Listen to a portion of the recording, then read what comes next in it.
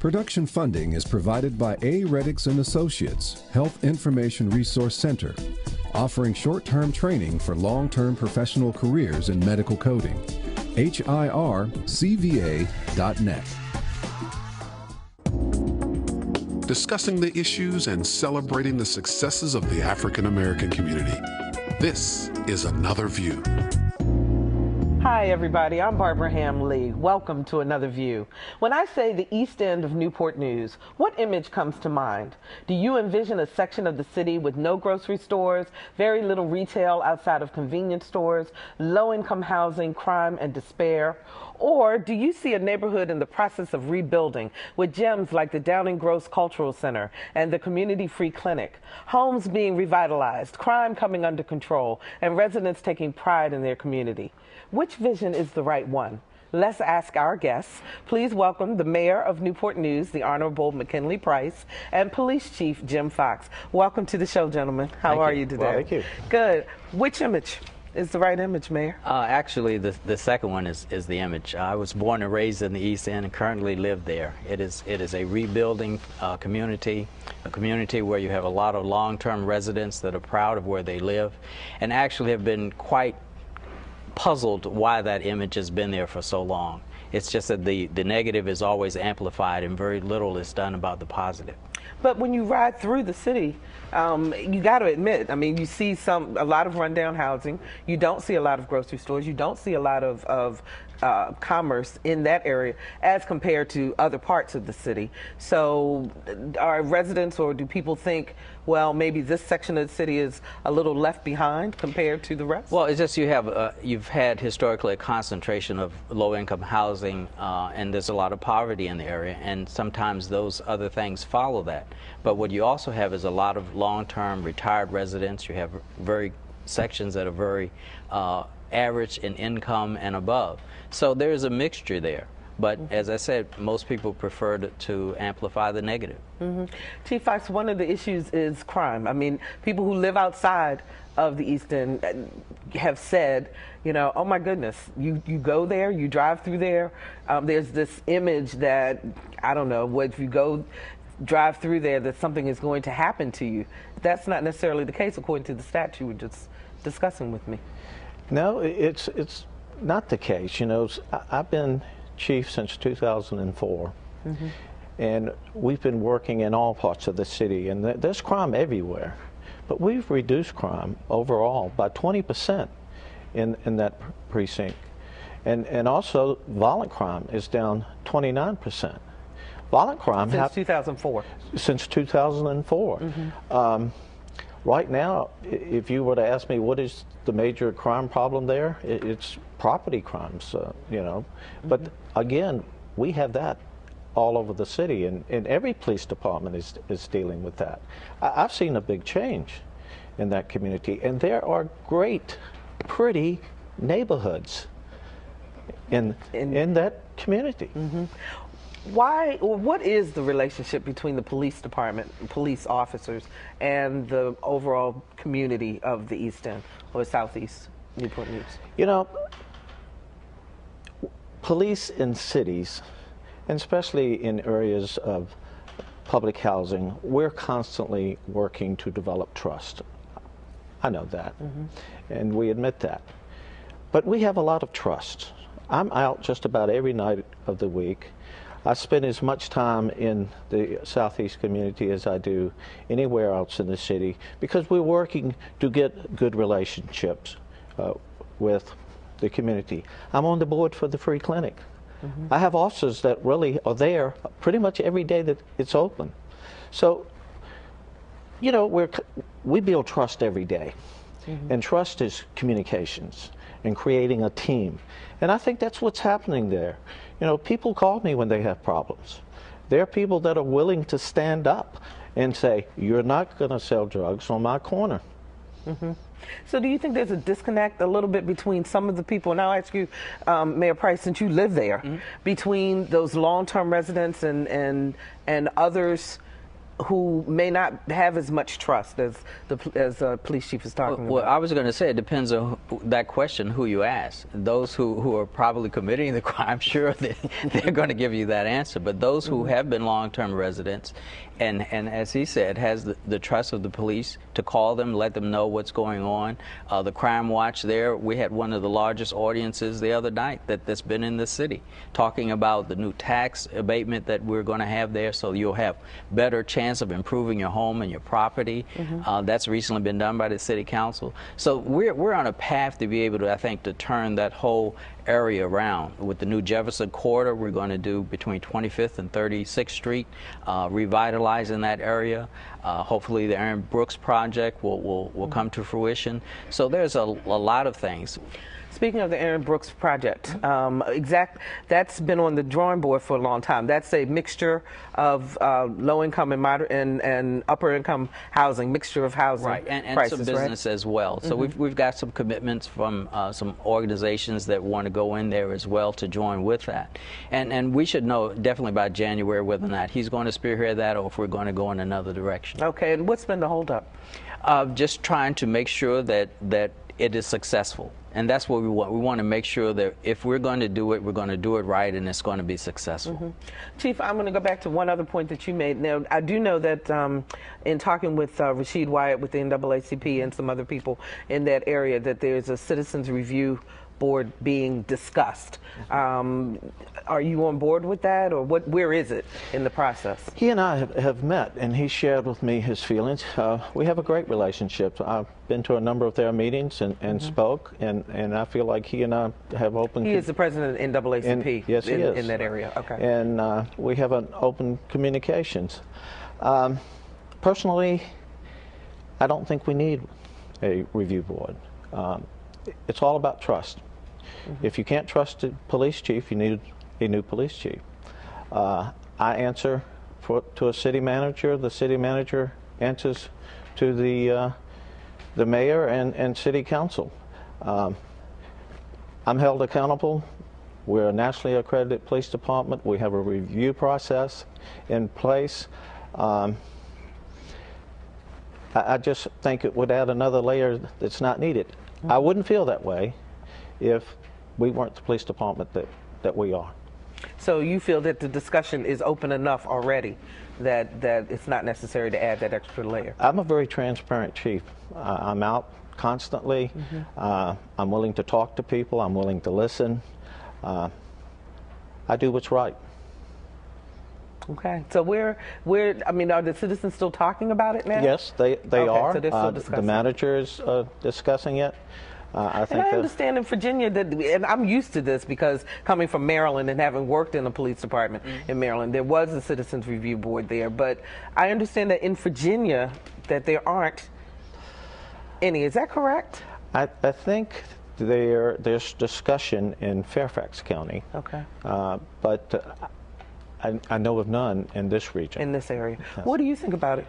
Well, I think we're still pretty open to the process. We're still waiting for some legal interpretation from the city attorney as to the powers that could have, who could be on it. You know, these types of questions need to be answered before we give a positive response.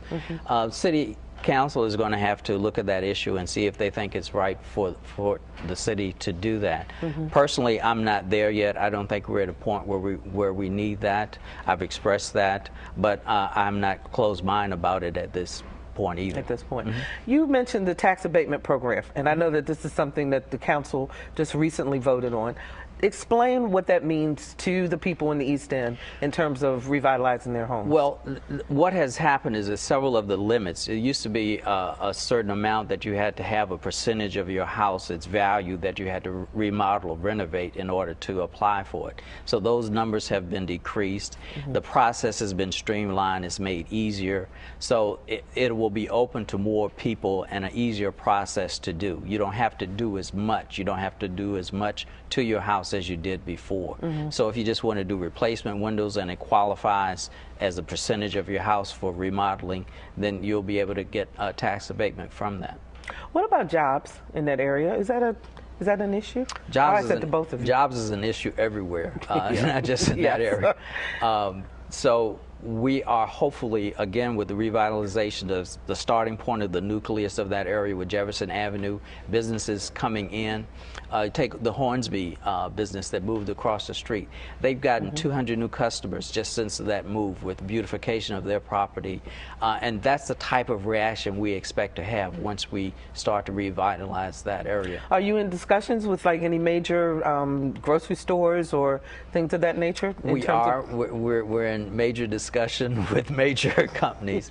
and again, they are looking at wanting to be successful as well. So there's some things the council is going to have to do to guarantee that they will be as successful as possible if coming into that area. Give me a sense of the history. How did the east end of the city get kind of left behind, in the sense of, well, as you look at Oyster Point, as you look at other parts of the city that have been revitalized, that have new business in there and so forth, and honestly, when you drive through the city, this is not just unique to Newport News by any stretch, but there is a difference. Well, it's the oldest part of the city. Okay. And 1958, when the city annexed with Ward County to become the size that it is now. But before that, the East End was pretty much followed the development, in my opinion, of the shipyard. You had management living in one area and labor and employees in another. So that was the lowest income, and where most of the minorities live, who were labor in the shipyard as well. So then you had the explosion of these malls that took about. So downtown kind of diminished, and it became more widespread. And if you didn't have the luxury or the affordability to be able to move, then you were left where you were. So it's not quite what I would call an inner city, but it is an area where the oldest part of the city. So your infrastructure is old, the schools are old in that area. So that's the things now that, as development has gone this way, we now have to start with redevelopment. And that's what we're in the process of doing. And I see it as a community in transition. You know, most cities are old, and in this community there are a lot of elderly people that take pride in their homes and their block. I'll tell you this: anything can happen in that community. It's waiting to happen. So it's waiting to I think it's waiting to happen, and you know, a lot of times, well, cities would develop, and like the mayor said, they'd go out and new.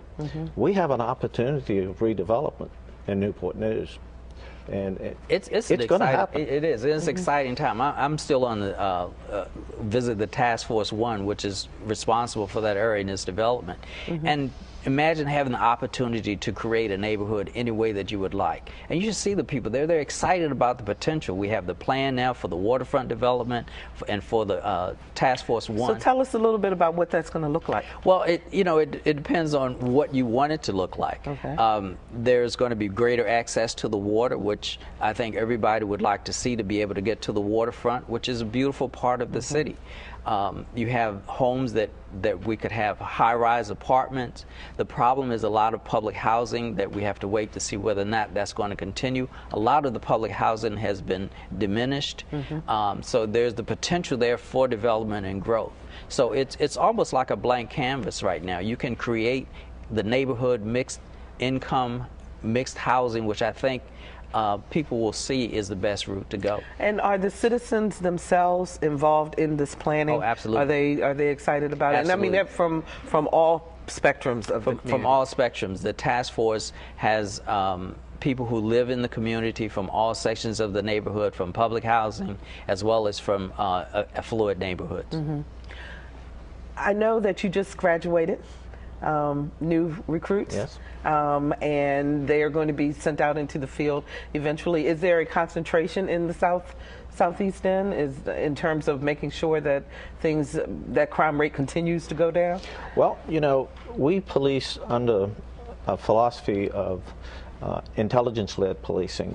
We call it hotspots. We know in the city where our issues are, and we put our resources into those hot spots in a variety of ways, through community policing, through problem solving, through community maintenance, cleaning up communities. The broken glass theory. The broken window. There's no one strategy that we use, and every part of the city is different. So we analyze, we study, we gather information, intelligence, and then we put the right strategy in place to deal with it. And the people become a part of that. You know, listening to what their concerns are, what their needs are. And sometimes it's a matter of taking a group of college students from CNU or a church group or my youth advisory board, going in and cleaning it up block by block and getting people to feel good about their community. I read somewhere that all of the neighborhoods in Newport News are integrated except for the East End. Is that correct? No, it's not correct. It may be less integrated than it was before. When I first moved in my house in 1983, it was the street was totally integrated. Those families have become elderly and have moved on. My street now still has at least one Caucasian family on it. So there are spots where it isn't as average as you would like it to be, but it is not purely one race. What do people who don't live on the East End in the city think about that section of the city? Well, I think they get a picture of what they see in the news. And when you see that crime is amplified and magnified in the papers and in the news media, then that's the image that they have. But if you don't take the time to drive through, if you don't go see Downing Gross, a beautiful $17 million, it's where I went to elementary school, that building there is now a place that is just marvelous. I'm going to hopefully see the Unifics there soon. It's where the parks are wonderful, where we have museums, we have history there. It's something that unless you take the time to come through and see it, you keep your own image. So how will you all change, from both of your perspectives, how will you change that image then to encourage first your own citizens and then the rest of Hampton Roads to understand that it's not like this little island by itself, but it is a part of the city of Newport News? Right. Well, I think one of the things that is happening is with the cultural part of this, with Downing Gross coming about, with Bobby Freeman doing art throughout the city, with people being exposed, with families inviting other people from other parts of the community. And we're trying with our interfaith as well. We're having churches now to couple with other churches, to invite members to come down so that they can see. And you see that aha moment when people, oh, I didn't know this was here. I didn't know that was there. Yeah, it is there. So it's a slow process, but I think it is happening. And I'm very excited about it. Do you do any work with the Moton Community Center in terms of your officers? Well, we have a relationship. I've actually served Thanksgiving dinner at that location. So, again, it's one of those places that's there on that particular block. I think there are a couple new restaurants that have developed. You were asking the question on how people perceive it. You know, a lot of people only see their neighborhood. And that's how they perceive a city. I think as the city redevelops, you're going to see people from all ends of the city moving around. The prettiest view in Hampton Roads is in that community. Absolutely. On the waterfront, yeah. Yes, there. It's gorgeous. Yes, it is. Yeah, it is gorgeous. You were well, going to say something. The geography also, I think, adds to the problem. I mean, it's such a long, it's a 30-mile city. So, you know, unless you know somebody or have a reason to go 30 miles, it's sometimes difficult to do. But with, as he said, you know, with restaurants like Pearlie's opening up there and being renovated and the rich cultural history there, it's slowly being getting out. The word is getting out. Okay. We've only got a couple minutes. And Chief, I want to ask you to tell citizens, what can they do to help you? Well, communications is critical. The team approach is critical. You know, one finger can't do much, but you put us together. There are a lot of churches in that community. The churches have to come together. The young people have to come together. groups from outside of the community have to come in and help to build. And that's happening with a leadership group of young people out of CNU. You got to get involved. You got to take pride. You got to get excited about the changes and what the potential is. And if you've got that attitude, you're going to make it happen. Make it happen. We got 30 seconds. I think, as the chief said, we've got to be able to invite people to help. We've got to make sure that this is going to be a place where our children will want to come. And I think that process is slowly occurring. Gentlemen, thank you so much for being with us today and talking about the East End, because I think that it's really important to start to change that image. You know, my husband moved here from North Carolina, and we went to Down and Gross, and he said, "Oh my goodness, are we going in that neighborhood?" And that's what made me think about doing the show, quite honestly, because here is someone who's from out of town who had already heard negative about this community that really is rich in heritage and in the people who live there. Very, very proud neighborhood. It really is. Very much so. Thanks so much for joining us. And when we come back, Lisa Godley spends some time with the performers of The Lion King. But first, here's what's happening in Hampton Roads.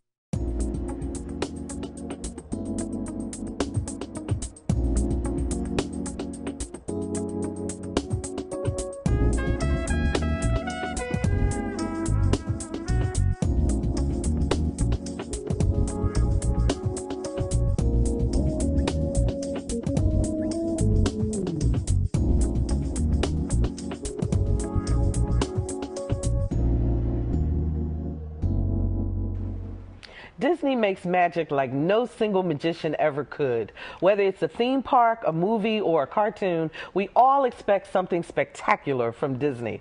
So it's no surprise when Disney turned its popular movie, The Lion King, into a Broadway musical. Words like awesome, phenomenal, and outstanding blanketed the reviews. Our Lisa Godley sat down with two of the performers who are featured in the production that's currently playing to a packed audience at Norfolk's Chrysler Hall. So let's hear why they say The Lion King reigns.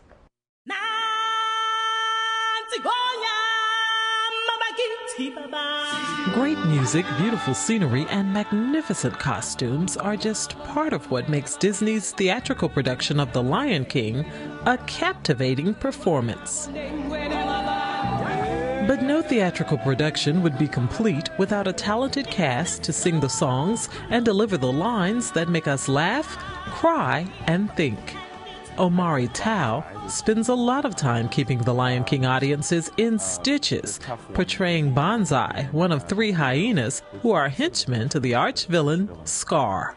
And we're nuts, and we're crazy, and we go after whatever he tells us to go after, but because we're hyenas, we're constantly laughing and cracking jokes, and we are always failing to actually get what we're supposed to get. One of his partners in crime is another hyena, Shinzi, who's played by actress Monica Patton. She is the female in the hyena pack, and in her tiny little mammal mind, she thinks she's the smartest, certainly the most attractive. Patton is a newbie to the Lion King cast. She says one of the things she had to get used to was the hyena costume. Disney would not allow Tao or Patton to be photographed in costume. It's Disney's way of maintaining the element of surprise for the audience. But like many of the costumes in The Lion King, the person wearing it is more than an actor. They're also a puppeteer. When I first put it on, I wanted to cry because I've never experienced anything like it. It's like 40 pounds, so sometimes it can get really hot. But so it's an otherworldly experience, but just the reaction from the audience, and even at the end of the show, when all the makeup's off, your costume's off, and you're coming backstage, coming out the stage door, there's people waiting there that are still so enthralled from the experience, that it's worth every moment of sweat. Actress, comedian Whoopi Goldberg wore the costume briefly when she played the role of Shinzi for one night only in The Lion King on Broadway. So instead of us leaning over onto the floor with our hands on the floor, we have stilts for our arms to keep us up and at a strange, awkward position. The theatrical production brings the animated movie to life, including some of our favorite lines. My favorite moment is when we run in and see Mufasa's body and Scar tells us to run after the kid. And so my first line is, hey, there he goes. And we're so lazy and we're so stupid that we can't even listen to a simple instruction. And we're so lazy, we stop. We're like, I'm not going out there, you go out there. And so it's that whole back and forth. We're like the Three Stooges. What would a family get out of watching this performance? I know from the very beginning of the show, for some reason, when the music starts, when the lights go, and they see the costumes, people start smiling, tearing up, applauding, all kinds of things happen that they're not even sure why it's happening. But I think that when you put all of these elements together with this particular show, it just touches people. And there's nothing better than seeing a family's face just with their mouths wide open at the very beginning.